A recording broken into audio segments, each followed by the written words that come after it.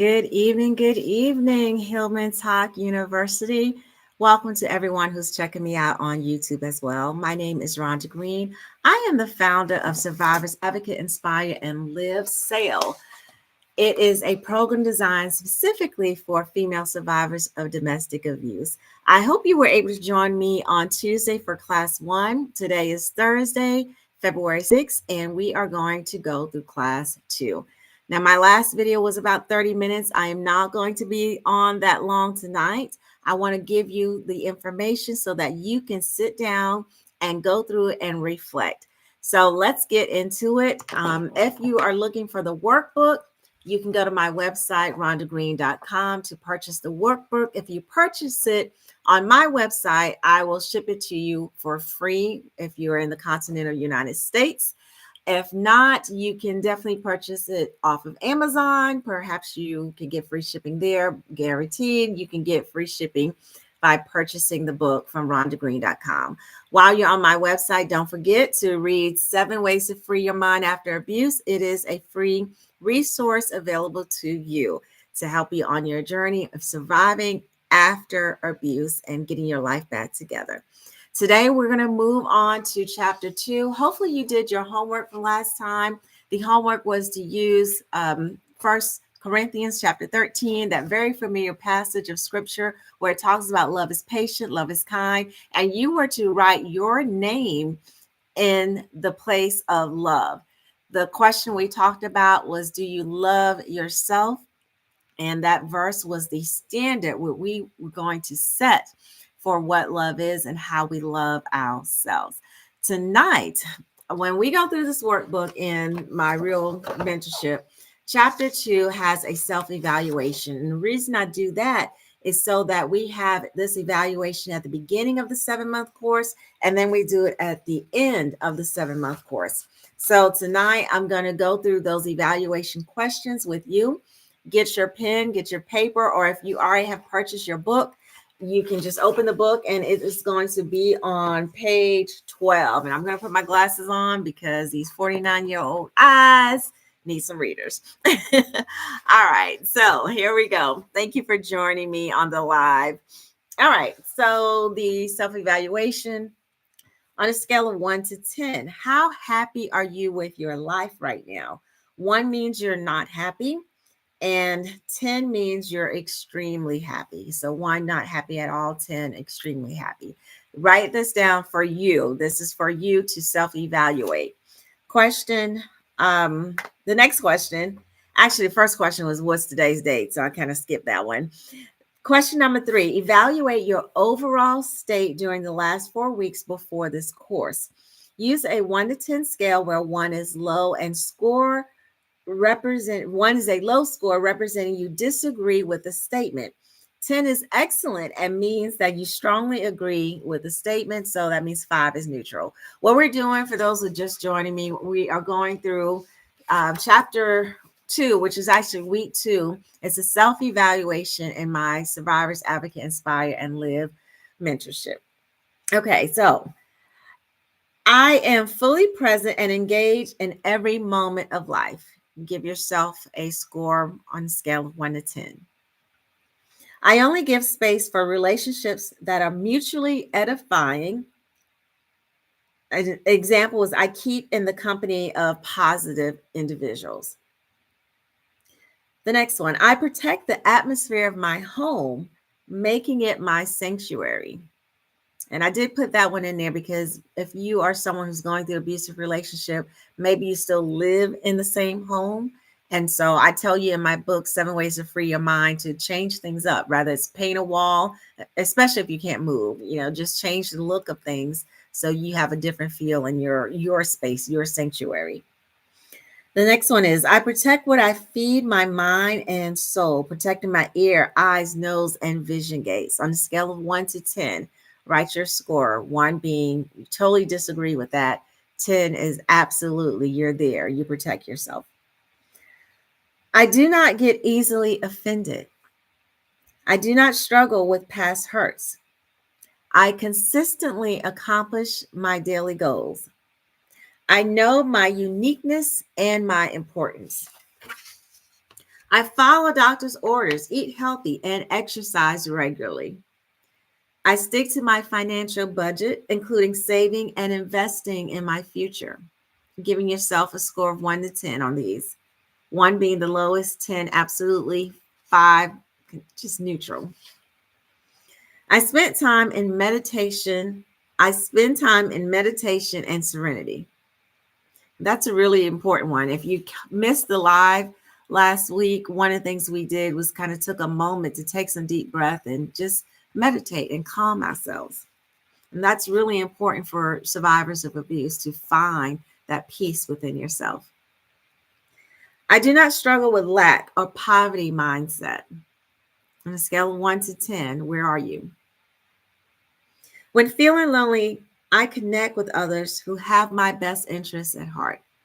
This is a key one, especially for someone who's out of an abusive relationship. Don't go back to that person because you think they are who you need to connect to, because those feelings will change. The next one, I have been intentional about my personal development, reading, learning new things, listening to mindset podcasts. If you're actually enrolled in my 7-month program, you are being intentional about your recovery after surviving domestic violence. I have been disciplined with my schedule and have not wasted much time. One of the reasons we have a 7-month program is because it takes a while to form new habits. And it takes a while to get that old relationship out of you, out of your thoughts, out of your patterns. You know, you're used to maybe waking up with someone laying next to you. You have to train your brain. So we go through this whole 7 months after leaving an abusive relationship to retrain our thought life. So that's why it's called a mindset mentorship. I took adequate time for self care during the last 30 days. Now, again, we are doing the self evaluation. I do this with my students during week 2. My mentees, we do the self evaluation at the beginning of the 7-month mentorship and then again at the end. So, over the last 30 days, how were you with your self care? The next one is I do not struggle with imposter syndrome. This is a big one. Even if you were not in an abusive relationship, I think everyone at some point faces some type of imposter syndrome. But we will make sure that during this course, we overcome that. We don't tell ourselves those lies.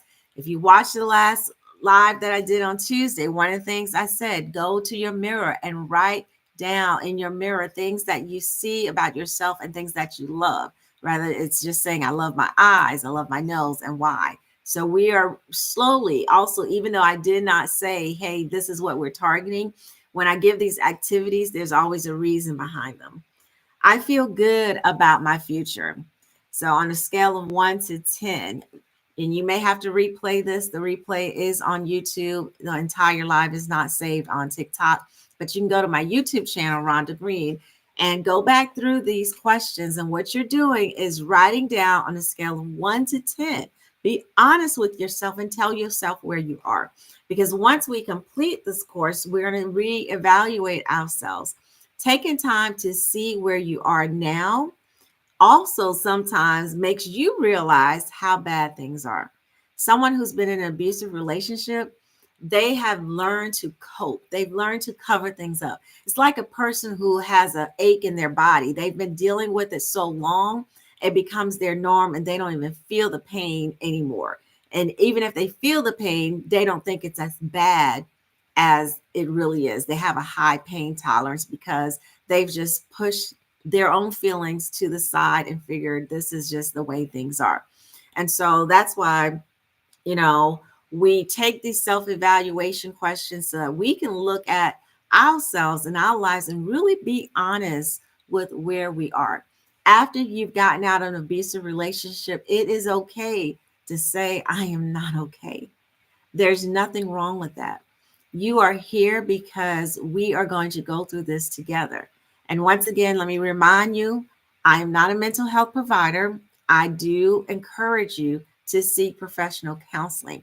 My role in a person's life who's out of an abusive relationship is to let them know I've been there and to give them the day in, day out tips that they need to move on. If you haven't downloaded the book, 7 Ways to Free Your Mind After Abuse, it is free on my website. You don't need to put in an email address. Just click the picture of the book that says 7 Ways to Free Your Mind After Abuse. That's going to be key to getting yourself and your mind right after getting out of this relationship.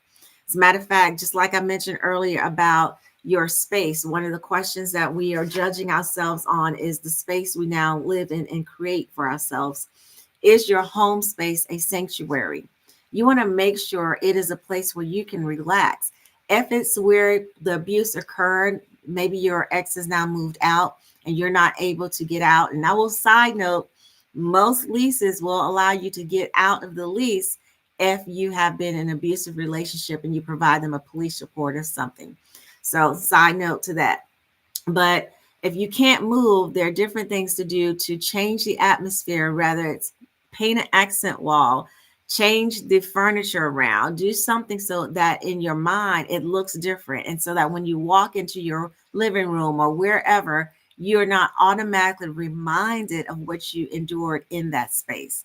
And I understand not everyone can move, but in my book, that's just one of the things I tell you in 7 Ways to Free Your Mind, to do those little things that will help you mentally prepare for a better life and move on and just get past the past. All right, so week 2 is the self evaluation. I got to put my glasses back on. My Dollar Tree glasses. All right. A few of the evaluation questions require you to get in touch with your feelings. And if that was near impossible, you may still be experiencing shock. The body is designed to protect itself. Emotionally shutting down can be a result of experiencing intense feelings from a traumatic event. When a person does not express their feelings, they are released in other ways. As a mom, it was easy for me to focus on caring for my daughter to avoid my feelings. If you don't know, I went through an abusive relationship while my daughter was younger, much younger. And so I was able to just focus on her. And that was one of the reasons I thought, I'm good. I'm no longer in this relationship. I'm moving on. But I hadn't dealt with myself and what I had gone through. I hadn't allowed myself the time to grieve and heal. I apologize if you hear the sound of paper crumbling. My cat is having a field day. Okay. It was also easier to jump into another relationship as a way of minimizing past experiences, thus, again, avoiding my feelings. There is always denial. As a survivor, there can be a part of you that doesn't want to accept the negative experiences that happen. And I'm going to tell you that is so real. Even now to this day, I remember when I got out the relationship, I went to a counselor, and I'm not knocking anyone, but it was a white female counselor, and maybe we just didn't connect. Maybe she didn't understand culturally how abuse in the Black culture happens and the all the nuances with it. And I hate to say this, but even going back to our ancestors being able to mentally, emotionally survive slavery and the abuse that they endured. So she told me, because I told her, I'm like, listen, my mind, I've just blocked out so much that I don't recall a lot of parts of my life. And she said to me that your memory's on a spectrum. You have this end and you have this end. There's some people who are over here and they remember everything, and then there are people over here don't remember anything, and you're just somewhere in the middle. That was her explanation to me. And at the time, I knew that's not it. I knew I was mentally blocking out the memories and the experiences I had with my ex. It was obvious. And then later on in life, as I began trying to heal and I began to try to understand my thought process and understand where I am, understand my emotions and feel my emotions, that's when I started learning that PTSD also happens to survivors of abuse. So I want you to understand there's so much that goes into your recovery after you're out of that abusive relationship. Don't ever feel bad if you feel that someone you have, your mental health provider, is not connecting with you, is not allowing you to really figure out what's going on and how to move past it. It's okay to find another healthcare provider. Don't do like me. I went to her. She told me that I knew it wasn't going to work. So I was like, forget it, and didn't go to counseling for many, many years.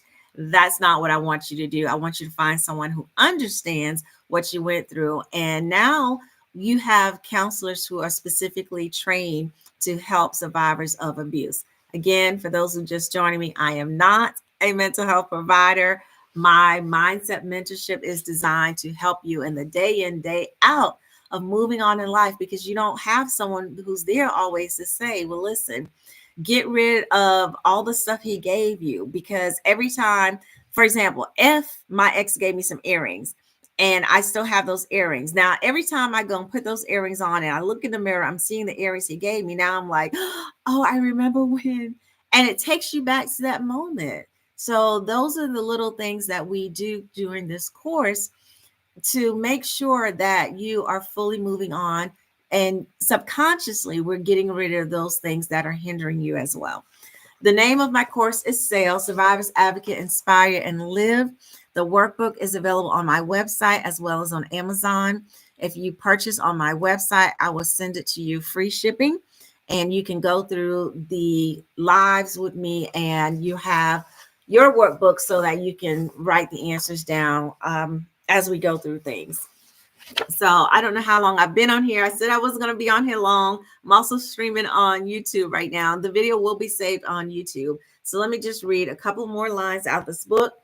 We cannot allow abuse to isolate us emotionally. And so I'm here to support you. You are not alone. Allow yourself grace and patience as you honestly face your feelings. During our first mindset mentorship coaching, we felt our heartbeat. Go back to that video and do that exercise where we felt our heartbeat. We also gave gratitude. Um, the lower numbers help us give redirection. So if you went through the questions I started with and you had lower scores like 1, 2, 3s, that's there to help you get redirection. And thank you for redirecting your life and taking the steps towards a better you. Thank you for doing the work necessary to get you to a point of a natural rhythm and life aligned with who you are. And so then I have another exercise where, with the women who go through my program, we sit down and we go through their goals. Like I asked them, what are your goals for the next 3 months? What are your goals for the next 6 months? We work backwards from there. But I also listen to what they're telling me their goals are, because sometimes their goals are things that everybody else wants for them, because they have been in a relationship where someone else was controlling them. And so they have lost touch with who they are and what they really want for themselves and lives. So we always have a deep, deep conversation. And this live here is really just to give you surface level, because obviously when you're in my mentorship, we're going through this one-on-one. So this is the book. Please go get it if you would like to go through these lives and have a place to write your answers down. If you are a survivor of domestic violence, I am here to help you, support you, and hold your hand as you move to the next stage of your life. Just remember that we aren't going back and forth. We are moving forward. We are sailing to the other side. So that's what my mentorship is all about. Survivors Advocate, Inspire and Live. Hopefully this was helpful to you. I'm going to try to do my lives on Tuesdays, Thursdays. I may come on the weekend, just depends on what I got going on. One of the things I tell women, go out and enjoy your life. I know you are recovering, but that doesn't stop you from enjoying your life. So fine, there are lots of things to do. And I know some people like, well, my city doesn't have that much stuff.